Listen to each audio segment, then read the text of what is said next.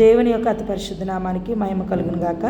40 days journey with జీసస్లో భాగంగా 6వ వారంలో లోకాన్ని, పాపాన్ని, శరీరాన్ని ఎలా జయించాలి అనే అంశాలను బ్రదర్ వాల్టన్ గారు వాక్యోపదేశాన్ని అందిస్తారు. శ్రద్ధాశక్తులతో విందాం. చూస్తే గనక చాలా స్పష్టంగా రాయబడి ఉన్నది. దేవుని యొక్క రాజ్యానికి వారసులుగా కావాలి అని అంటే ఇలాంటి విషయాలు ఏమి మనము మన యొక్క జీవితంలో మనము చేయకూడదు.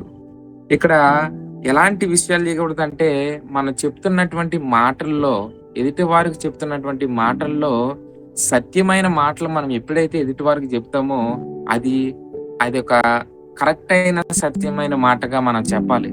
లేనట్లయితే మన యొక్క మాటను కూడా అసత్యంగా మనం చెప్పినట్లయితే మనము ఎదుటి వారిని మోసము చేసిన వారిగా మనం అనుకోవచ్చు. ఇంకొక విధంగా చూస్తే గనక దేవుడు మనకి ఆజ్ఞలు ఇచ్చి ఉన్నారు కదా, ఏమని? విగ్రహారాధనలు మనము చేయరాదని ఆజ్ఞ ఇచ్చున్నారు.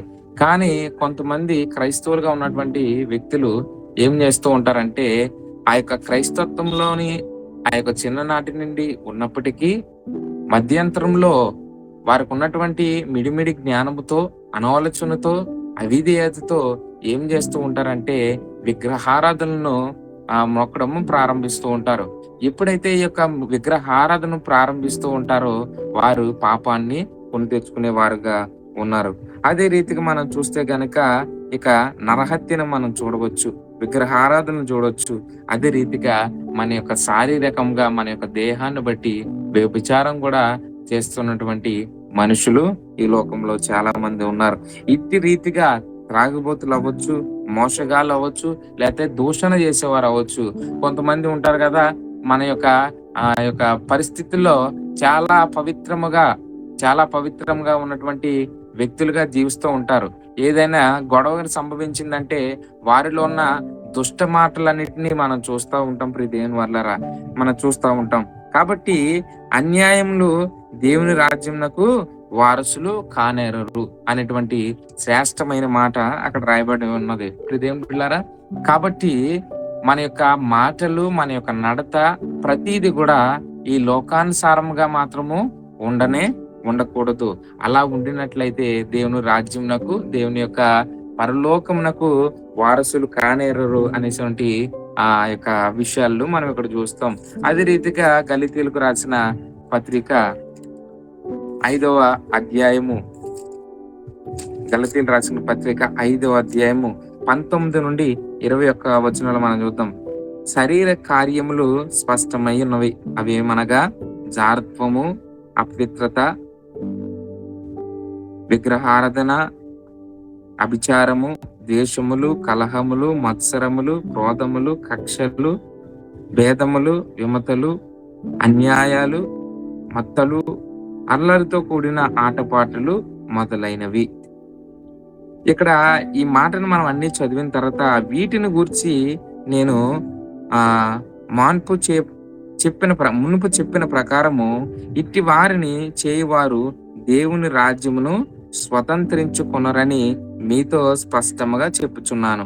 అంటే దేవుడు ఇచ్చినటువంటి ఆ యొక్క రాజ్యాన్ని, దేవుడు మన కోసము ఏర్పరిచిన ఆ యొక్క పారడైస్, ఆ యొక్క స్థానంలో మనము అక్కడ స్వతంత్రించుకోలేము. మనం అక్కడికి వెళ్ళడానికి మనకి అవకాశం లేదు దేవుని వల్లరా. కాబట్టి మనము చేస్తున్నటువంటి పని ఎట్టి రీతిగా ఉన్నదో మనము గమనించుకోవాలి. ఇవన్నిటి కూడా చూస్తే లోక సంబంధమైన పాపములు మనము ఈ యొక్క వాక్య ధ్యానంలో మనం చూస్తూ ఉన్నాం. అదే రీతిగా ప్రకటన గ్రంథము 21వ అధ్యాయము 8వ వచనం చూద్దాం. ఏమని రాయిందంటే, పిరికి వారును, అవిశ్వాసులను, అసహ్యులను, నరహత్యకులను, వ్యభిచారులను, మాంత్రికులను, విగ్రహారాధికులను, అబద్ధులాడును అగ్నిగంధంలో పడి గుండంలో పాలు పొందురు. ఇది 2వ మరణము.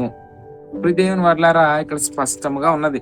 ఎలాంటి మరణము కనిపిస్తూ ఉంటుందంటే, చేసినటువంటి పాపాల నిమిత్తము ఇక్కడ అవిశ్వాసము చూపించినా సరే, దేవునికి అవిధేయత చూపించినా సరే, కొన్నిసార్లు తెలిసి తెలియని రీతిగా మనము తప్పులు చేస్తాం. అది పాపాన్ని గురి చేస్తుంది. మనము దేహంగా బాహుల్యంగా మనము చనిపోయినప్పటికీ రెండోసారి మన యొక్క ఆత్మ ఏమవుతుందండి? రెండోసారి మరణానికి గురవుతుంది ప్రియ దేవుని వల్లరా. ఇదే ప్రకటన గ్రంథము 22వ అధ్యాయము 15వ వచనం మనం చూస్తే కనుక ఏమని రాయబడినంటే, కుక్కలను, మాంత్రికులను, వ్యభిచారులను, నరహత్య కలవారిని, విగ్రహారాధికులను, అబద్ధములు ప్రేమించి జరిగించి ప్రతి వాడును వెలుపటనుందురు. ఈ యొక్క ఈ యొక్క వాక్యంలో ఏమని రాయబడిందంటే వెలుపుట నుండును అనేటువంటి మాటకి అర్థం ఏమిటి అనంటే, మనము పరలోక రాజ్యానికి చేరుకోలేము. పరలోక రాజ్యాన్ని యొక్క ద్వారాల దగ్గరికి, పరలోక రాజ్యంలోనికి మనకి ప్రవేశము లేదు అనేటువంటి విషయము మనం ఇక్కడ గమనిస్తూ ఉంటాం ప్రియ దేవుని బిడ్డలారా. కాబట్టి లోక సంబంధమైన పాపములు ఇన్ని రీతిలుగా ఉంటాయి. బైబిల్ మొత్తం మనం ధ్యానం చేస్తే పాపములన్నీ ఇంకా చెప్పినటువంటి విషయాలు ఈ యొక్క చదవబడిన ఈ యొక్క వాక్యంలో, ఈ యొక్క రెఫరెన్స్ లో మనం గమనించవచ్చు. ఇప్పుడు దేవుని బిడ్డలారా, అసలు పాపం అంటే ఏమిటి అనేటువంటి, లోకంలో ఉన్నటువంటి పాపం అంటే ఏమిటి అనేటువంటి విషయాలు మనము నేర్చుకున్నాం దేవుని వల్ల. అయితే నిన్న ధ్యానం చేసిన వాక్య ధ్యానంలో మనము విన్నాం కదా, వాక్యము యోహాను రాసిన మొదటి పత్రికలో 2వ అధ్యాయము 16వ వచనంలో చూస్తే గనక, లోకములో ఉన్నదంతయు అనగా శరీరాశయు, నేత్రాశయు, జీవపు డంబము. కాబట్టి ప్రియ దేవుని బిడ్డలారా, ఈ లోకంలో ఉన్నటువంటి పాపములన్నిటికీ కూడా మూడు విభాగాలుగా అవి విభజింపబడ్డాయి. ఈ యొక్క లోకంలో ఉన్న పాపములన్నిటిలో కూడా ఈ 3 రకాలైనటువంటి విభాగాలుగా విభజింపబడ్డాయి. ఏమేమి? శరీరాశయు, నేత్రాశయు, జీవపు డంబము. అంటే lust of flesh, lust of I and pride of life. ఈ 3 విషయాలు చాలా స్పష్టంగా ఉంటాయి. ఇప్పుడు దేవుని బిడ్డలారా, ఒక్కొక్క విషయం మనం ధ్యానం చేద్దాం. అయితే మొదటిగా ఈ లోకంలోనికి పాపము ఎప్పటి నుండి ప్రారంభమైంది? First sin in the world, where it was started. మనం చూస్తే గనక ఆది కాండము 2వ అధ్యాయము 9వ వచనం మనం చూస్తే ఏమని రాయబడిందంటే, మరియు దేవుడైన యెహోవా చూపునకు రహస్యమై ఉన్నది, అహంకారమునకు మంచిదనియు, ప్రతి వృక్షమును ఆ తోట మధ్యలో జీవవృక్షమును, మంచి చెడులు మిచ్చు వృక్షములను నేల నుండి వెలిపించును. ఇక్కడ ఏమని రాయబడి ఉన్నదనంటే, దేవుని స్వారూప్యమందు దేవుని యొక్క ఆయన యొక్క పోలిక చొప్పున ఆదాముని అవ్వని సృజించి ఉన్నాడు దేవుడు. ఆ యొక్క సృజించిన యొక్క స్థితిలో అక్కడ వాళ్ళకి, ఆదాముకి అవ్వకి జీవించడానికి ఆ యొక్క ఏదైనా వనాన్ని దేవుడు వారికి అనుగ్రహించి ఉన్నాడు. ఆ యొక్క ఏదైనా వనంలో వారు యొక్క జీవితం స్వేచ్ఛగా గడపవచ్చు, ఆనందంగా గడపవచ్చు. దేవుడు ఏమని సెలవిచ్చి ఉన్నాడు ఈ వాక్యంలో? ఈ తోట మధ్యలో ఉన్న వృక్షములన్నీ జీవవృక్షము, మంచు చెడులు తెలియని వృక్షములను నేల నుండి వెలిపించును. దేవుని వాళ్ళరా, 2 రకాలైనటువంటి వృక్షాలను మనం చూస్తాం. ఏమిటనంటే మంచి వృక్షము మరియు మంచు చెడులు తెలియనిచ్చు వృక్షము. అంటే tree of life, tree of knowledge, good and bad అనేటువంటి వృక్షాలను మనం చూస్తూ ఉంటాం. దేని వల్లరా, ఆ యొక్క వృక్షాలని తిని ఆనందంగా జీవించమన్నటువంటి దేవుణ్ణి మాటకి ఈ యొక్క అవ్వ ఏం చేసిందంటే అవిధేయత చూపించడము ప్రారంభించింది. అవిధేయత చూపించి దేవుని కంటే ఎక్కువగా మనము ఉండాలి అనేటువంటి సాతాను విన్నటువంటి మాటలను బట్టి ప్రభావితమయ్యి అవ్వ ఏం చేసింది? పాపానికి గురైంది. ప్రియ దేవుని బిడ్డలారా, ఇదే 2వ అధ్యాయం 16-17 వచనం మనం చూస్తే గనక ఏమని రాయబడిందంటే, మరియు దేవుడైన యెహోవా ఈ తోటలోనున్న ప్రతి వృక్ష ఫలమును నీవు నిర్బంధంగా తినవచ్చు, అయితే మంచి చెడు తెలివినిచ్చు వృక్ష ఫలములు తినకూడదు. నీవు వాటికి తిని జీవమును నిశ్చయముగా చచ్చేదువని నరుణ్ణి ఆజ్ఞాపించెను. ఏమని రాయబడిందంటే, అన్ని వృక్షముల ఫలాలు మీరు తిని అనుభవించవచ్చు, తినుము తాగుము సుఖించుము అనేటువంటి విషయాలు మనం చూస్తూ ఉంటాం కదా. కాబట్టి ఈ యొక్క లోకంలో ఆ యొక్క ఏదైనా వనంలో ఉన్నటువంటి వృక్షములన్నీ వారు ఆనందంగా తినవచ్చు. కానీ కానీ ఏమని రాయబడిందంటే, చెడు తెలివినిచ్చు వృక్షములు తినకూడదు. ఎప్పుడైతే ఆ యొక్క తెలివినిచ్చు వృక్షములు వారు తింటారో అప్పుడు ఏం చేస్తారని చెప్పారు? నిశ్చయముగా నీవు చచ్చెదవు అనేటువంటి మాటను మనం చూస్తూ ఉంటాం. ఇక్కడ దేవుడు చాలా స్పష్టంగా చెప్తూ ఉంటాడు, మీరు ఆ తోటలో ఉన్నది ప్రతీది కూడా ఆనందంగా స్వేచ్ఛగా మీరు తినవచ్చు. కానీ దేవుడు చెప్పినటువంటి మాటను మీరు వినకుండా అవిధేయత చూపించి సాతాను చెప్పినటువంటి మాటకు ఆ యొక్క అవ్వ వేగిరపడి ఆ పండు తినడం ప్రారంభిస్తూ ఉంటది, పాపానికి గౌరవ అవుతుంది. ఈ ఆదికాండం 3:6 ఏమని రాయబడిందంటే, స్త్రీ ఆ వృక్షము ఆహారమునకు మంచిదియు కనులకు అందమైనదియు వివేకమిచ్చు రహస్యమైన నొందనియు ఎరుట చూచినప్పుడు ఆమె దాని ఫలంలోని కొన్ని తీసుకుని తిని తనతో పాటు తన భర్తకు ఇచ్చెను, అతడు కూడా తినెను. ఇక్కడ ఏమని రాయబడిందంటే, ఆ యొక్క స్త్రీ ఏం చేసిందండి? ఏదైతే వృక్షం యొక్క ఫలము తినొద్దన్నదో దేవుడు, అదే వృక్షం ఫలము కొన్ని తీసుకుని సాతాను చెప్పినటువంటి మాటలకు ప్రభావితమయ్యి ఏం చేసిందండి? ఆ యొక్క వృక్షము ఫలము తినడము ప్రారంభించింది. తను తినడమే కాకుండా ఏం చేసిందంటే, తన యొక్క భర్తకు కూడా ఆ యొక్క పాపాన్ని కొని తెచ్చింది. ప్రియదేవుని బిడ్డలారా, ఇక్కడ ఏమని రాయబడిందంటే చాలా స్పష్టంగా ఉంది కదా. ఏమని రాయబడి ఉంది? మంచిదనియు ఆహారమునకు మంచిదనియు కనులకు అందమైనదకు వివేకమిచ్చు రహస్యమై ఉన్నది. అంటే ప్రియదేవుని బిడ్డలారా, ఏమని రాయబడి ఉన్నదంటే, మనం చదువుకున్నాం కదా, యోహాను రాసిన మొదటి పత్రికలో ఏమని చదువుకున్నాం? శరీరమునకును మరియు నేత్రమునకును జీవపు డంబమునకును, ఈ 3 విషయాలు మనం స్పష్టంగా ధ్యానం చేస్తే గనక అసలు ఈ లోకంలో ఉన్నటువంటి పాపం నిమిత్తము అంటే శరీరానికి సంబంధించింది ఆహారం ఒకటే అనుకోవచ్చు కదా.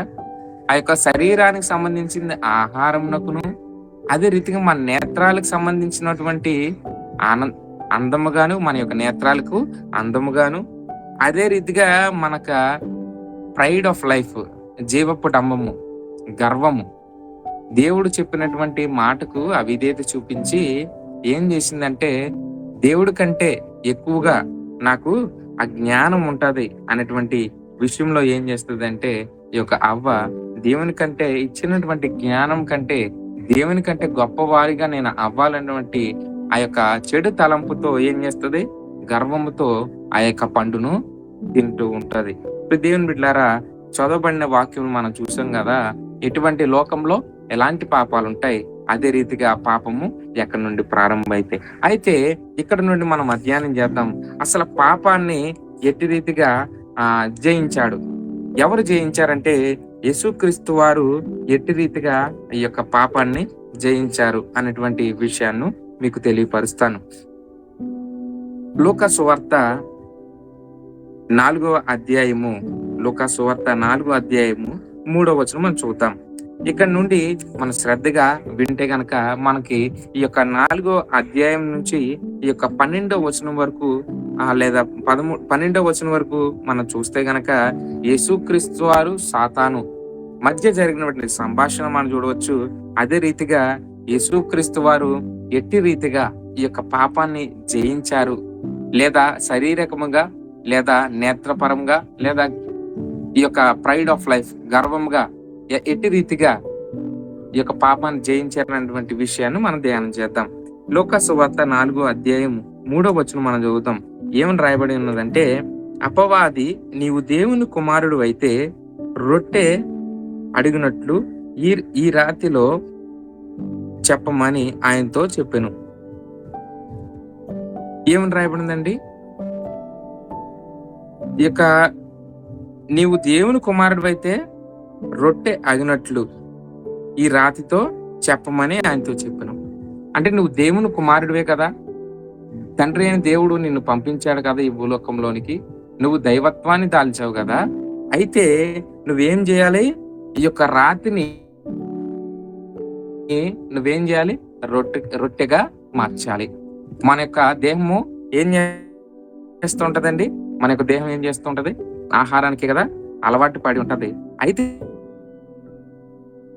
ఇక్కడ మనం చూస్తే గనక యేసుక్రీస్తు వారు ఆ యొక్క 40 రోజులు ఉపవాసం ఉండి మళ్ళీ వెలుపలకు వచ్చినప్పుడు యేసుక్రీస్తు వారి ఉన్నటువంటి ఆకలిని బట్టి ఆ యొక్క సాతాను ఏం చేస్తూ ఉంటదంటే, నీవే గనక దేవుని కుమారుడు అయితే ఏం చేయాలి? ఈ యొక్క రాయిను రొట్టెగా మార్చమని అక్కడ సాతాను సెలవిస్తూ ఉంటది. అప్పుడు యేసుక్రీస్తు వారు ఏమని సమాధానం ఇస్తారో తెలుసా? ఇక 4వ వచనం చూడండి. అందుకు యేసు, మనుష్యుడు రొట్టె వలన మాత్రమే జీవించడు అని రాయబడి ఉన్నదని వానికి ప్రత్యుత్తరం ఇచ్చును. అంటే ఆహారంతో మాత్రమే మనుష్యుడు జీవించడు అనేటువంటి విషయాలు యేసుక్రీస్తు వారు సాతాను చెప్తాడు. అంటే యేసుక్రీస్తు వారిని చెప్పినటువంటి విషయాన్ని మనం గమనిస్తే గనక అక్కడ ఆహారం బట్టి అంటే శరీరాంశంలో నిమిత్తము రొట్టె తింటేనే గానికి మనకి ఆ యొక్క ఆహారం నిండుతుంది అనేటువంటి విషయాలు మనం తెలుసుకోవాలి. ఇక్కడ యేసుక్రీస్తు వారు కూడా ఏం చెప్తున్నారంటే, రొట్టె మాత్రము మన యొక్క ఫ్లెష్ కి మాత్రమే మనము ఆ యొక్క ఆహారానికి మనము బానిస అవ్వకూడదు అనేటువంటి విషయాలు మనం చూస్తుంటాం. అంటే లస్ట్ ఆఫ్ ఫ్లెష్ అంటే మన యొక్క దేహం నిమిత్తము ఆహారం ఒకటే కాదు, ఇంకా మన యొక్క ఆత్మ కూడా ఏమొస్తుందండి? మన ఆత్మ కూడా బలం ఉంటది కనుక అది ఎప్పుడైతే దేవునిలో మనం నడుస్తూ ఉంటామో కొన్నిసార్లు మనకి ఆకలి కూడా అనిపించవద్దు. కొన్నిసార్లు చాలా మంది ఉపవాసం ఉంటూ ఉంటారు. ఉపవాసం ఉన్నప్పుడు వారికి ఆకలిగా అనిపించరు. ఎందుకంటే దేవుని యొక్క ఆ యొక్క పరిశుద్ధతను వారు కనపోసుకు ఉంటారు. దేవుని యొక్క ప్రెజెన్స్ లో వారు ఉంటారు. ఇప్పుడు దేవుని వర్లారా, అందుకే వారికి ఆకలి కూడా అనిపించదు. యేసుక్రీస్తు వారు సాతాను చెప్పినటువంటి మాటకు ఆయన జవాబిచ్చి ఉన్నాడు. ఈ 4వ అధ్యాయము 4 నుంచి 7 వచనంలో మనం చూద్దాం. అయితే 5వ వచనం చూస్తే, అప్పుడు అపవాది ఆయన్ను తీసుకుని పోయి భూలోక రాజ్యములన్నిటినీ 1 నిమిషంలో ఆయనకు చూపించి, ఈ అధికారం అంతయు ఈ రాజ్యం మహిమయు నీకిత్తును, అది నాకు అప్పగించబడినది, అదెవనికి నేను ఇయ్యకూడదును, వానికే ఇత్తును. కాబట్టి నీవు నాకు మొక్కుతావు ఎంతు, నీవు నాకు మొక్కుతి ఎందునంటూ నీది గాని ఆయనతో చెప్పెను. అంటే ఇక్కడ 5 నుంచి 7 వచనంలో మనం చూస్తే గనక ఏమని రాయబడి ఉంటదంటే, సాతాను 1 నిమిషంలో ఉన్నటువంటి లోకంలో ఉన్నటువంటి భూమిని మరియు రాజ్యములన్నిటినీ 1 నిమిషంలో యేసుక్రీస్తు వారికి చూపించడం జరిగింది. ఇక్కడ ఉన్నదంతయు ఏదైతే కనిపిస్తూ ఉన్నదో ఈ లోకమంతయు కూడా నేను నీకు ఇస్తాననేటువంటి మాట మనం అక్కడ చూడవచ్చు. అదే అంటే మాటకి యేసుక్రీస్తు వారు ఏం చేశారు? అక్కడ సాతాను పెడుతున్నటువంటి శోధనలు టెంప్టేషన్ బట్టి యేసుక్రీస్తు వారు ఎక్కడ పక్కకి జరగడం లేదు.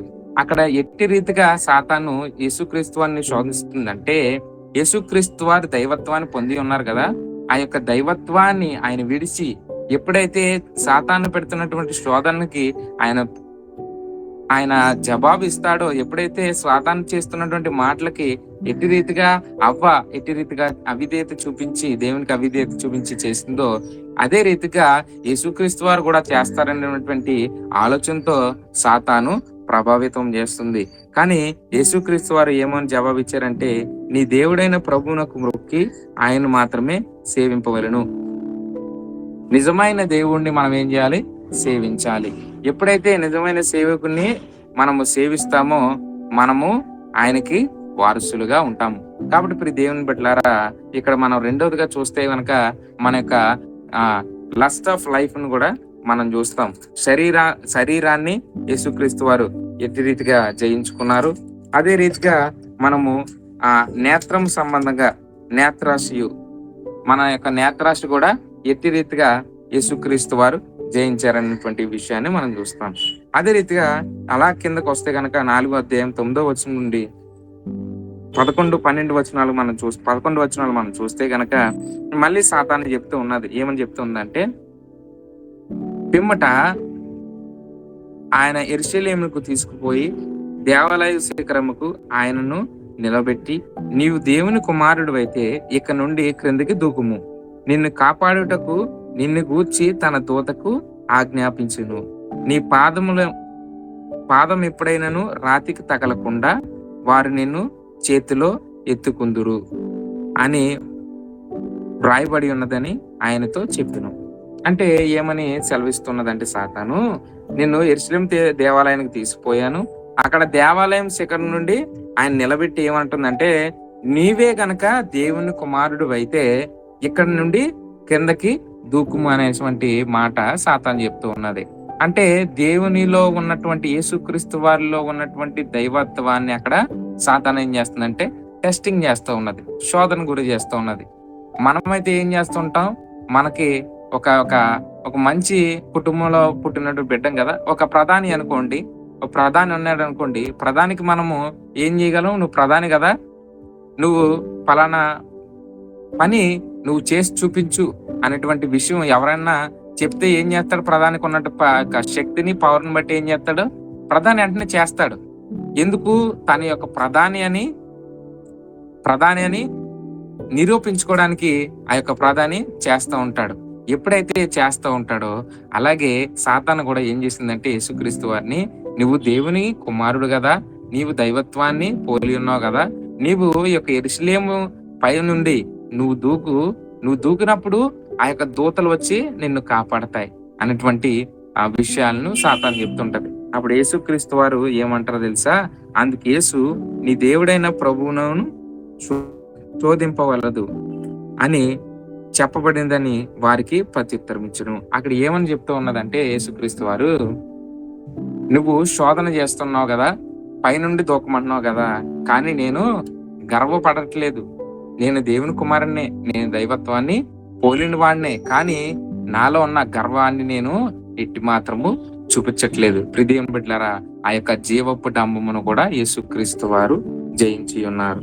కాబట్టి ఈ యొక్క 3 విషయాలు మనం చూస్తాం, శారీరకంగా, అదే రీతిగా ఆ యొక్క నేత్రపరంగా, మన నేత్రాశయ పరంగా, మన కనుదృష్టులకు అందంగా కనబడతాయి కదా, వాటిని కూడా యేసుక్రీస్తు వారు చూడకుండా దాన్ని కూడా జయించారు. అదే రీతిగా యేసుక్రీస్తు వారు ఎటువంటి గర్వము లేకుండా, తన యొక్క దైవత్వాన్ని మొత్తము ఉన్నప్పటికీ కూడా ఎటువంటి గర్వం లేకుండా, సాతాను చేసినటువంటి ఆ యొక్క పరీక్షలో ఎటువంటి శోధనకు గురవకుండా యేసుక్రీస్తు వారు ఏం చేశారంటే అక్కడ విజయాన్ని మనకి అనుగ్రహించారు. యేసుక్రీస్తు వారు ఎటువంటి పాపంలోని పడలేదు. ప్రియ దేవుని బిడ్డలారా, ఇదే యోహాను సువార్తలో మనం చూద్దాం.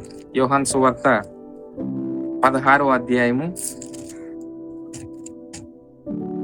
యోహాను సువార్త 16వ అధ్యాయము 33వ వచనంలో మనం చూస్తే గనక ఏమని రాయబడి ఉంటదంటే, నా యందు మీకు సమాధానం కలిగినట్లు ఈ మాటలు మీతో చెప్పుచున్నాను, లోకంలో మీకు శ్రమలు కలుగును, అయినను ధైర్యంగా తెచ్చుకొనుడి, నేను లోకమును జయించి ఉన్నాను. ప్రియమైన బిడ్డలారా, యేసుక్రీస్తు వారు ఆయన యొక్క ఆ మనిషి రూపం దాల్చినప్పుడు, మానవ దేహాన్ని దాల్చినప్పుడు, మనిషిగా ఈ భూలోకాన్ని జయించిన వారు ఎవరున్నారు? కేవలము యేసుక్రీస్తు వారు మాత్రమే ఈ లోకంలో జయించిన వారుగా ఉన్నారు. కాబట్టి యేసుక్రీస్తు వారు ఏమంటున్నారు, నా యందు మీకును సమాధానం కలిగినట్లు నా మాటల్లో మీతో చెప్పుచున్నాను, లోకంలో మీకు శ్రమలు కలుగును. మీకు స్పష్టంగా రాయబడి ఉంది, మీకు శ్రమలు కలుగును, అయినను ధైర్యంగా ఉండాలి. మీరు మాత్రము దిగులు చెందాల్సిన అవసరం లేదు, శ్రమలకు మనము భయపడాల్సిన అవసరం లేదు. మనము మన యొక్క దృఢమైన విశ్వాసంతో, దేవుని యందు విశ్వాసం భక్తులతో మనం ఏం చేయాలి, ధైర్యం తెచ్చుకునుడి, నేను లోకమును జయించి ఉన్నాను.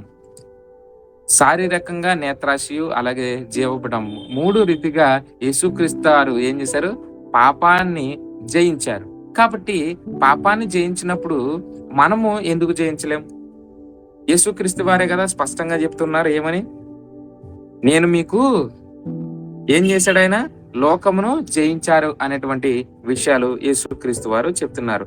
కాబట్టి మన యొక్క జీవితంలో మనం ఎటువంటి విశ్వాసం లేకుండా సన్నగిన్నాల్సిన అవసరం లేదు. మన విశ్వాసం కలిగి ధైర్యంగా ఉండవలసిన అవసరం ఉంది ప్రియ దేవుని బిడ్డలారా. అదే రీతిగా ఇదే మాటను మనం చూస్తే గనక యేసుక్రీస్తు వారు అక్కడ మన హెబ్రీయులకు రాసిన పత్రిక 4వ అధ్యాయము, హెబ్రీయులకు రాసిన పత్రిక 4వ అధ్యాయము 15వ వచనం మనం చూస్తే గనక ఏమని రాయబడి ఉన్నదంటే, మనము ప్రధాన యాజకుడును మన బలహీనతలు మనతో సహానుభావంగా తెలియనివాడు కూడా గాని సమస్త విషయంలోనూ మనుషులైన శోధింపబడును, ఆయన పాపము లేనివాడుగాను ఉండును.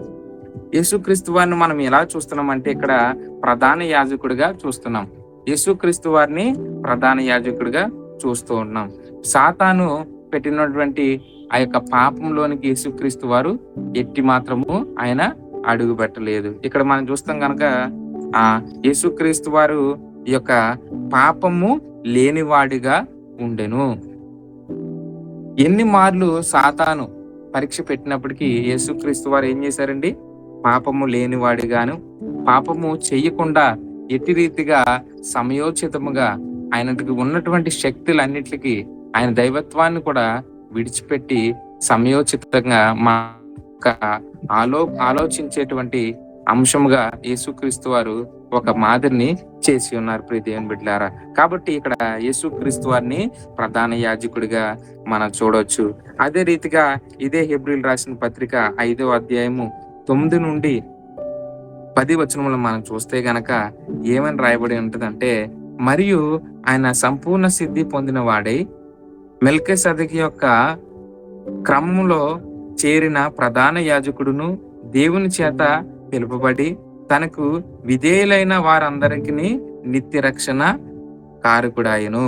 ఇక్కడ ఏమని రాయబడిందంటే, శ్రేష్టంగా ఏమని రాయబడిందంటే నిత్య రక్షణకు. యేసుక్రీస్తు వారు పాపం లేనివాడుగా ఉన్నాడు కదా. ఈ యొక్క యేసుక్రీస్తు వారు పాపం లేనివారుగా ఉన్నారు కనుక ఈ యొక్క ప్రధాన యాజకుడు ఏమని ఉన్నారంటే నిత్య రక్షణకు కారకుడాయను.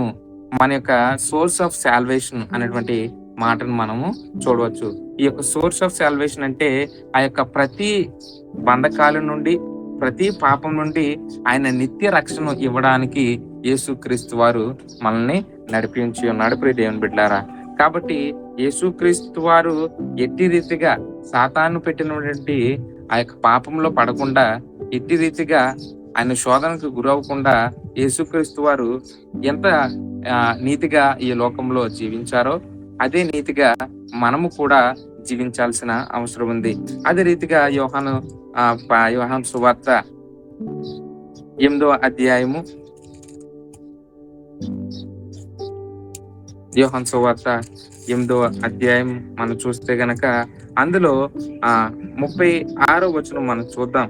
36వ వచనంలో ఏం రాయబడిందంటే, కుమారుడు మిమ్మును స్వతంత్రులుగా చేసిన ఎడల మీరు నిజముగా స్వతంత్రులై ఇందురు. అంటే ఇక్కడ ఏమని రాయబడిందంటే, కుమారుడు మిమ్మును స్వతంత్రులుగా చేసిన ఎడల మీరు నిజంగా స్వతంత్రులు ఆయను. అంటే ఇక్కడ కుమారుడు ఎవరు అని అంటే యేసుక్రీస్తు వారు మాత్రమే. ఇక్కడ ఎప్పుడైతే యేసుక్రీస్తు వారు ఆ యొక్క పాపము నుండి మనల్ని స్వతంత్రులుగా చేస్తాడో మనము నిజముగా స్వతంత్రులుగా మనము ఆ యొక్క పాపం నుండి జీవించవచ్చు. అంటే మనకి యేసుక్రీస్తు వారు ఫ్రీడమ్ ఇచ్చారు. ఎందుకనంటే ఎలాంటి పాపం వచ్చినా యేసుక్రీస్తు వారు ఆయన యొక్క 40 రోజులు ఆ యొక్క అరణ్యంలో ఉండి ఎట్టి రీతిగా ఆయన శోధన అనుభవించాడో, అదే రీతిగా సాతాను పెట్టినటువంటి ఆ యొక్క శోధనలకి గురయ్యాడు. ఎటువంటి సాతాను పెట్టిన శోధనల్ని విజయాన్ని చేకూర్చారో అదే రీతిగా మనకి ఏం చెప్తున్నాడు అని అంటే యేసుక్రీస్తు వారే శ్రేష్టంగా చెప్తున్నారు. కుమారుడు ఏమన్నా ఉందండి, కుమారుడు మిమ్మును స్వతంత్రులుగా చేసిన ఎడల మీరును నిజముగా స్వతంత్రులై ఉందురు. స్వతంత్రులుగా చేసి ఉన్నారు కదా, శారీరకంగా, నేత్రాశయు, అదే రీతిగా మన యొక్క జీవపు డంబయు 3 రీతిగా కూడా మనల్ని పాపం నుంచి ఆయన పాపంలో పడకుండా పాపం నుండి జయించారు. కాబట్టి మనము కూడా దేవుని కుమారులు అయితే మనం ఆయన స్వతంత్రులుగా చేశారు గనక మనం కూడా నిజంగా స్వతంత్రులు అయ్యాం. దేవుని బిడ్డలారా, ఇదే విషయాలు మన రోజు జరుగుతున్నటువంటి దినచర్యలో కొన్నిసార్లుగా మనం కూడా కొన్ని తప్పులు చేస్తూ ఉంటాం. కొన్ని తప్పులు చేసినప్పుడు మనము సరిదిద్దుకోవాల్సిన అవసరం ఉన్నది. దేవుడు యేసుక్రీస్తు వారు ఆ యొక్క పాపం నుండి విడిచిపెట్టి ఈ 40 రోజులు కూడా ఆయన శోధనకు గురయ్యి ఆ యొక్క అరణ్యంలో చేసినటువంటి ఆ యొక్క ప్రార్థనలో యేసుక్రీస్తు వారు సాతాను పెట్టినటువంటి శోధనకు గురవకుండా, సాతాను పెట్టినటువంటి మాటలకు విధేయత చూపించకుండా యేసుక్రీస్తు వారు ఏం చేసి ఉన్నారంటే ప్రతి ఒక్క వాటిని కూడా యేసుక్రీస్తు వారు జయించారు. మత్తయి సువార్త 26వ అధ్యాయము 28వ వచనం మనం చూద్దాం.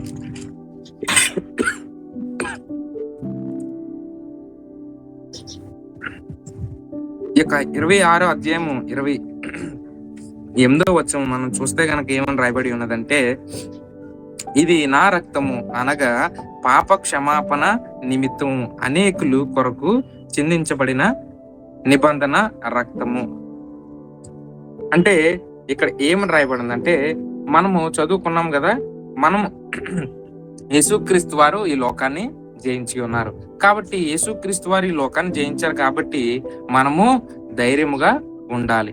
ఎప్పుడైతే మనం ధైర్యంగా ఉంటామో అప్పుడు ఏమంటున్నారంటే, మనము యేసుక్రీస్తు వారు ఎట్టి రీతిగా ఈ యొక్క లోకాన్ని జయించారో మనము కూడా ఆయన యొక్క రక్తము ద్వారా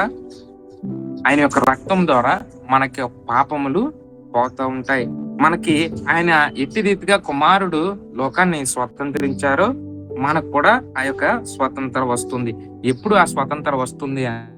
గుడ్ ఫ్రైడే రోజున మనకి ఆ యొక్క స్వతంత్రం వస్తుంది అనేటువంటి విషయాన్ని మనం చూడవచ్చు. గుడ్ ఫ్రైడే అంటే ప్రతి ఒక్కరూ అనుకోవచ్చు, కానీ ఏంటంటే గుడ్ ఫ్రైడే అంటే సెలబ్రేషన్, ఆనందము, ఆ యొక్క రక్షణ దినము అనేటువంటి విషయాలు మనం చూడవచ్చు. క్రిస్మస్ వచ్చిందంటే యేసుక్రీస్తు వారి యొక్క జననం గూర్చి మనము చూస్తూ ఉంటాం. అదే రీతిగా మనము గుడ్ ఫ్రైడేని మనం చూస్తే గనక యేసుక్రీస్తు వారు మనకి రక్షణ ఆనంద జీవితాన్ని మనకి అనుగ్రహించారు, జీవింపజేశారు అనేటువంటి విషయాలు మనం చూస్తూ ఉంటాం ప్రియమైన వారలారా. కాబట్టి గుడ్ ఫ్రైడే రోజున మనందరము డే ఆఫ్ గుడ్ ఫ్రైడే అనేటువంటి విషయాలు మనము చెప్తూ ఉంటాం. కాబట్టి ఈ యొక్క గుడ్ ఫ్రైడే రోజున మనకి యేసుక్రీస్తు వారు ఆ యొక్క సమస్త మానవాళికి ఏం చేశారంటే ఒక ఆనందకరమైన రోజుగా ఆయన మనకి అనుగ్రహించాడు. అది డే ఆఫ్ సెలబ్రేషన్ అనేటువంటి విషయాలు మనము చూస్తూ ఉంటాం ప్రియమైన వారలారా. కాబట్టి మనకి ఏం చెప్తున్నంటే యేసుక్రీస్తు వారు తన యొక్క రక్తము ద్వారా ఏమని రాయబడిందండి?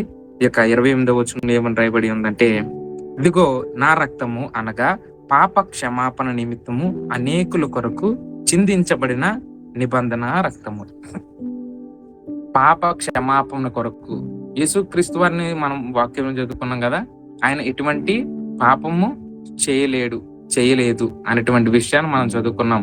కానీ ఎటువంటి పాపము చేయనటువంటి యేసుక్రీస్తు వారు ప్రతి సాతాను పెట్టిన ప్రతి పరీక్షలో విజయాన్ని జయించిన యేసుక్రీస్తు వారు, ఎటువంటి పాపంలోని పడనటువంటి యేసుక్రీస్తు వారు ఎట్టి రీతిగా పాపం ఆయన మీద పోసుకున్నాడు? ఎందుకంటే ఆయన లోకములో ఉన్నటువంటి ప్రజలకు విమోచన ఇవ్వడానికి ఆయన క్రైదనంగా మన యొక్క పాపములు ఆయన మీద పోసుకుని ఆయన రక్తము చిందించి ఆయన యొక్క శరీరాన్ని మన కోసం పెట్టి యేసుక్రీస్తు వారు సిలువ వేసి పునరుద్ధానులు అయ్యారు. దేవుని బిడ్డలారా, పునరుద్ధానులు అయిన తర్వాత ఆయనకు సాల్వేషన్ కోసం మాట్లాడితే కనుక ఇంకా చాలా వచనాలు, చాలా అధ్యయనం వస్తుంది, కానీ మన యొక్క ఇచ్చినటువంటి అంశానికి అది కనెక్ట్ అవ్వట్లేదు. కనుక నేను యొక్క రక్షణ జీవితం అనే పునరుద్ధరణ నుంచి రక్షణ ఎట్టి రీతిగా ఉంటది అనే విషయాలు నేను చెప్పాలని ఆశపడట్లేదు. కాబట్టి యేసుక్రీస్తు వారి యొక్క రక్తము ద్వారా